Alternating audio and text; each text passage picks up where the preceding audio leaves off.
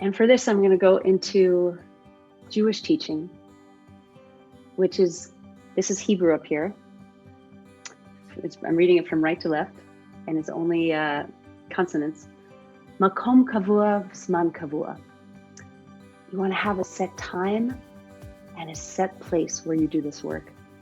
So if you've ever been in a Jewish study hall, there might be thousands of people studying Torah, studying the Bible, and each of them has a place, and each of them has a schedule of when they're studying Torah. And this is so powerful, because when you commit to having a set place and a time in your life, there's something about God, the universe, there's something that is feeling your commitment that responds in kind. So since 1997, I have always had a studio. For a while, it was the walk-in closet of my son's bedroom. And when he went to sleep, I would sneak in, and I just had room for an electric piano. And I had shelving behind me, and I'd put on my earphones and I wrote music, and then I'd sneak out. So it doesn't have to be a fancy place. But I've always had a place.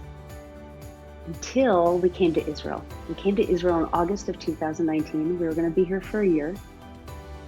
And I just never set up a studio, because I have a studio in Denver that I was going back to. I have all my gear there.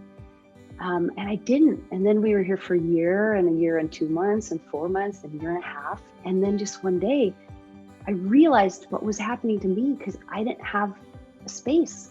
I didn't have a dedicated space. And I went out and I put this together. I said, I know I've got all the gear in Denver. You know what? I'm just buying it again here. I'm just investing in myself. And I went out and I bought everything, and I set up this room that I'm in right now, where I spend most of my time now.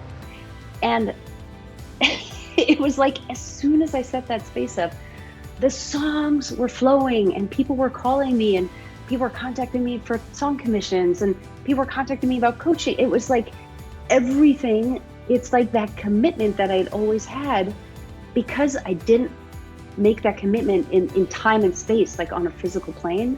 It had been sort of waxing and waning. And then as soon as I had that space, bam, like the magic happens again. Now, what I want to say is that your space, it doesn't have to be fancy, and your time commitment doesn't have to be a lot.